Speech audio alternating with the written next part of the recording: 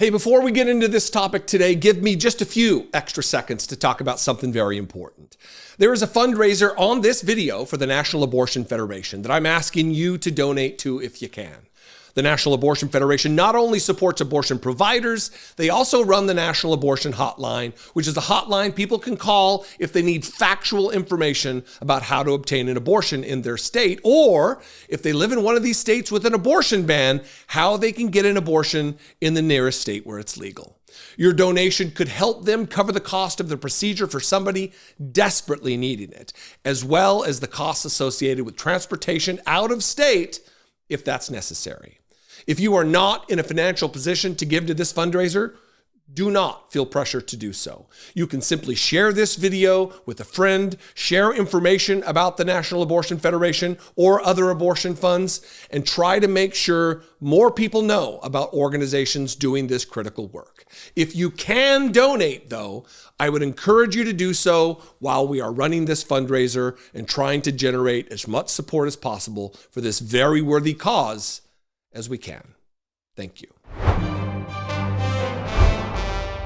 JD Vance took to the morning shows, the Sunday shows this weekend, to further spew his lies and conspiracy about migrants eating people's pets in Springfield, Ohio, a situation that has left the city of Springfield reeling,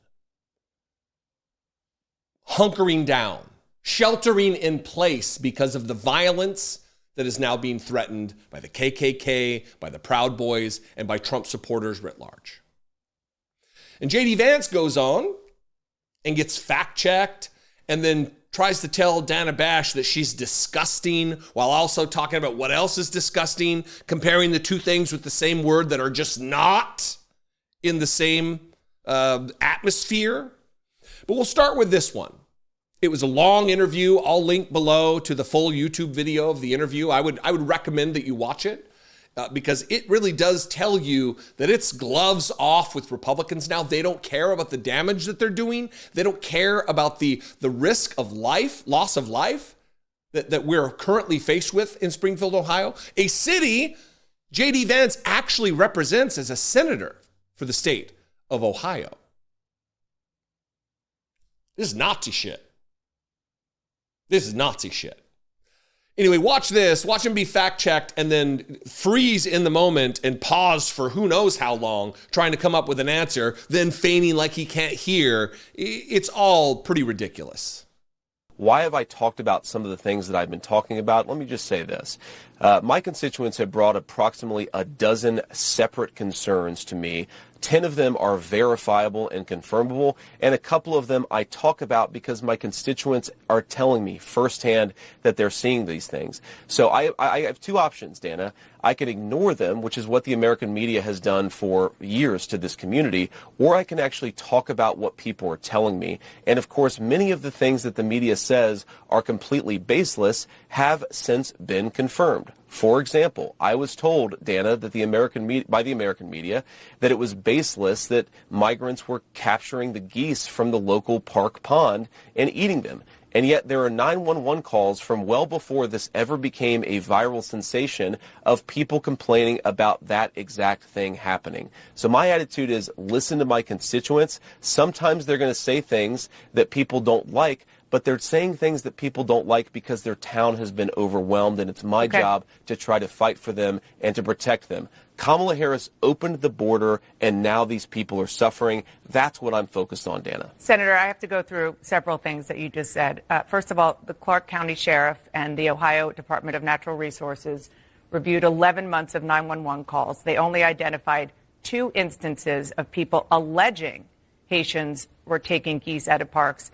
They found 0 evidence to substantiate those claims. Also, other evidence that you have talked about, even you've retweeted alleged evidence, are unsourced social media videos from a different city, apparently no connection to Haitians. And this is from a conservative activist who offered a $5,000 reward for such things. And then going just backly to the schools and the hospitals and so forth being overwhelmed, nobody is disputing that the town of Springfield, Ohio, needs help. But you're not just a bystander. You're the senator from Ohio. So instead of saying things that are wrong and actually causing the hospitals, the schools, the government buildings to be evacuated because of bomb threats, because of the cats and dogs thing, why not actually be constructive in helping to better integrate them into the community? Because there are a lot of employers there who say that the Haitian workers are helping fill jobs that they need desperately filled.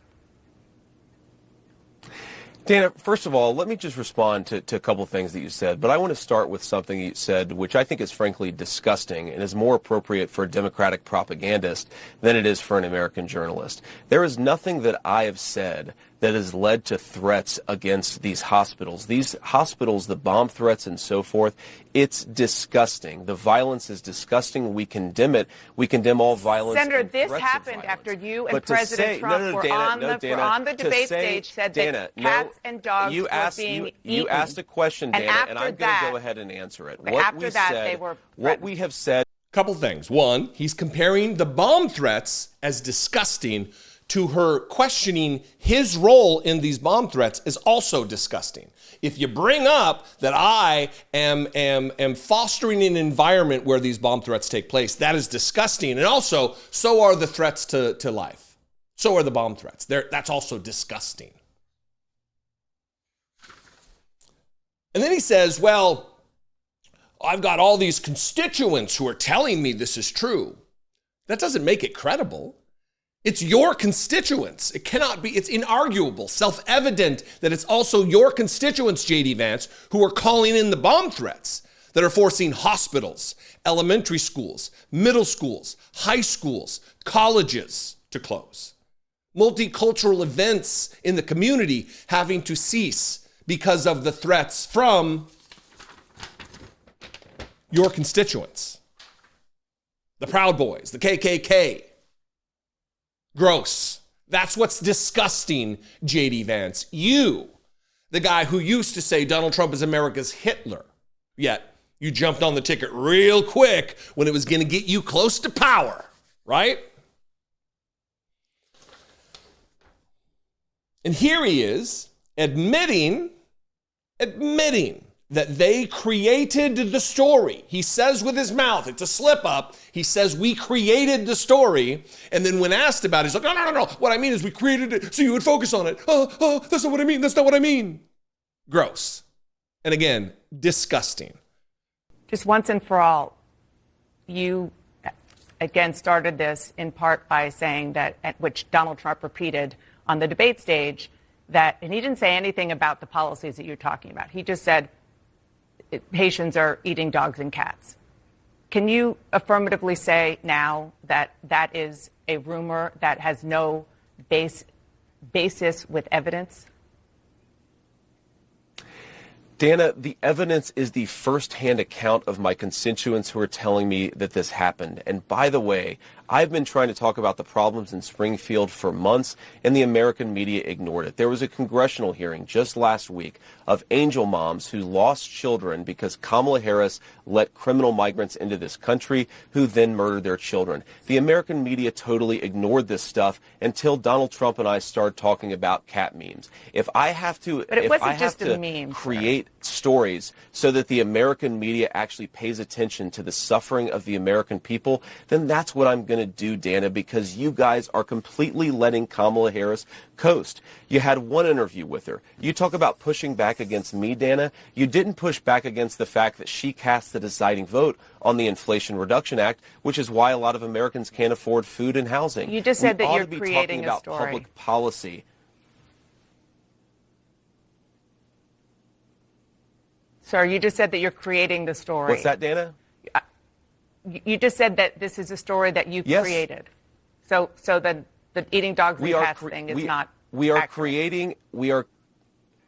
Dana, it comes from firsthand accounts from my constituents. I say that we're creating a story, meaning we're creating the American media focusing on it. I didn't create 20,000 illegal migrants coming into Springfield thanks to Kamala Harris's policies. Her policies did that, but yes, we created the actual focus that allowed the American media to talk about this story and the suffering caused by Kamala Harris's policies. If I have to create stories so the American media will start paying attention, you're admitting you created a lie. You're campaigning on a conspiracy theory. And then you chastise the media for not chasing down the leads of the made-up story you've created. This is, in a nutshell, Donald Trump, who did the same exact thing with the election lie in 2020. Before the election even took place, before a single ballot had been cast, Donald Trump was saying, if I lose, it'll be because it was rigged. Steve Bannon said as much months before even that. Rudy Giuliani, Roger Stone, all of these dirty tricksters in the Republican Party, they create a lie. They know MAGA is so stupid, they will run with anything. And then they want it investigated as either a distraction, a time waster, who knows, only to benefit the campaign, though. And JD Vance is just another one of these power-hungry mucks who doesn't care about truth, about facts, about rationality, about the safety of the community he represents as a senator for the state of Ohio.